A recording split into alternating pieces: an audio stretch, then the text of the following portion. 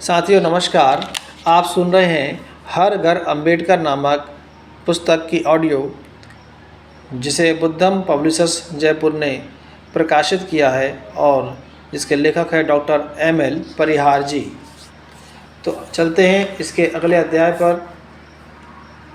School में जात पात व छुआछूत का शिकार भीम व अन्य अछूत बच्चों को जाति के कारण स्कूल में आए दिन अपमानित होना पड़ता था। सतारा की स्कूल में भीम की पढ़ाई चल रही थी। इसी दौरान बाल उम्र में ही उसे जात पात, भेदभाव व छुआछूत के कई कड़वे अनुभव हुए, जिन्हें वह जीवन भर भुला नहीं पाया। स्कूल में हिंदू सवर्ण बच्चे भीम व उसके बड़े भाई आनंदराव को साथ में बेंच पर बैठने नहीं देते थे। दोनों भाई इसके लिए घर से टाट का एक टुकड़ा लेकर साथ जाते थे। उन्हें कमरे के बाहर बैठना पड़ता था। टाट के टुकड़े को भी स्कूल में नहीं रखने देते थे, क्योंकि उसे छूने से स्कूल की अन्य चीज़ों के अपवित्र होने का डर था। जब भीम को प्यास लगती थी तो नल की टोटी से खुद पानी नहीं पी सकते थे। नल की टोटी चपरासी या किसी सवर्ण बालक द्वारा खोले जाने पर ही भीम व अन्य अछूत बालक पानी पी पाते थे।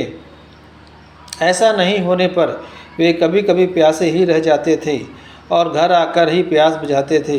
लंच समय में रूखा सूखा खाने के बाद उसे पानी तभी मिल पाता था जब सभी सवर्ण बच्चे पानी पी लेते थे।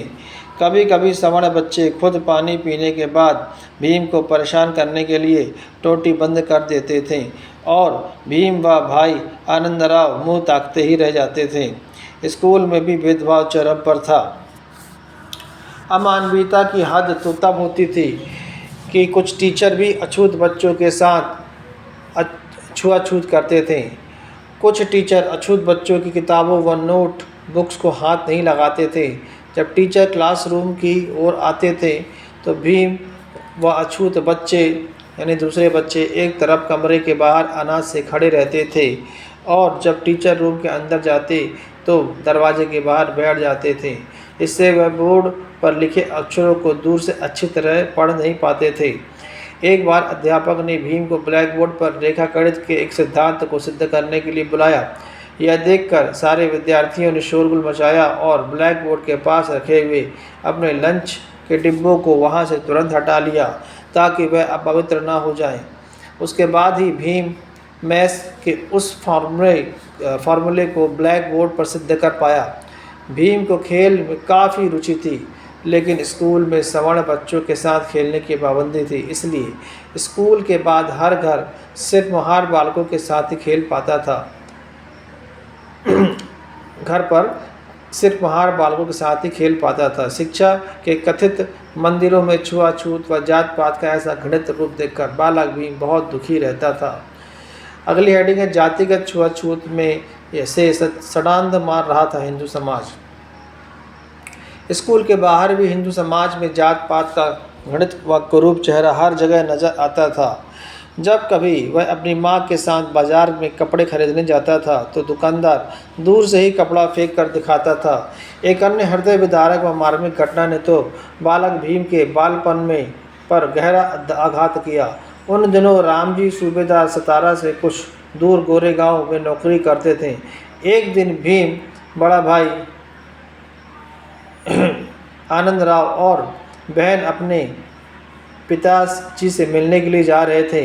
भीम ने पिताजी को पहले ही चिट्ठी लिख दी थी कि फला रेलगाड़ी से वहां पहुंचेंगे, लेकिन वह चिट्ठी पिताजी को समय पर नहीं मिली।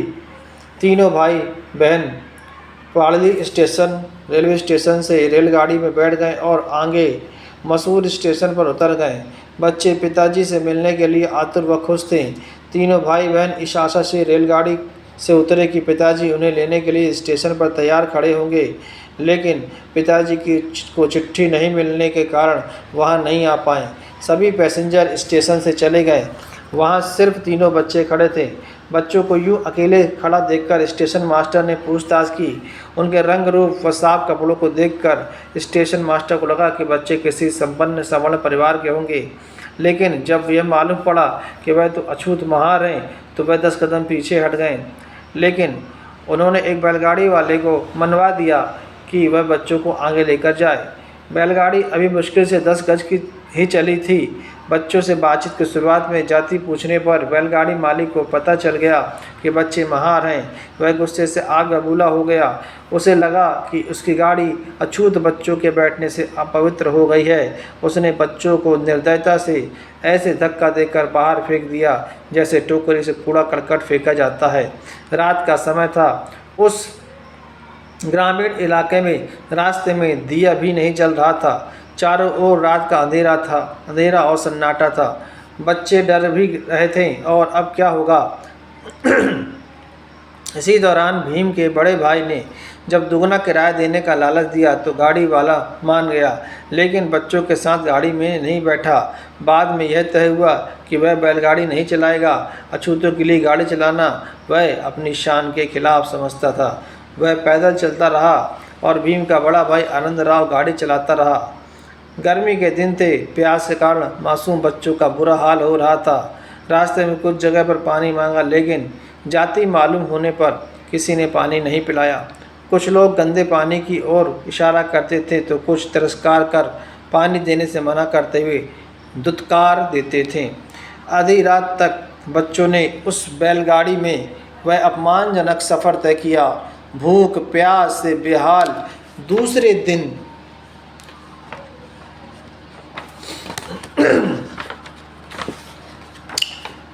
अधमरी हालत में वह अपने मुकाम पर पहुँचे। मन को गहरा आघात करने वाली इस घटना की याद को बाद में बाबा साहब अपने भाषणों और सभाओं में कभी कभी जाहिर करते थे। इस घटना से भीम के मन में अमानवीय समाज के खिलाफ गुस्सा व विद्रोह की भावना पैदा हुई।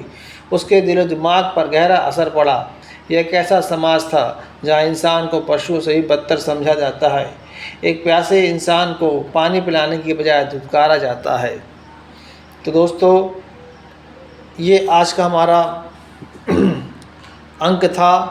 अब मिलते हैं जल्दी अगले अंक में, अगले अध्याय में। तब तक के लिए जय भीम।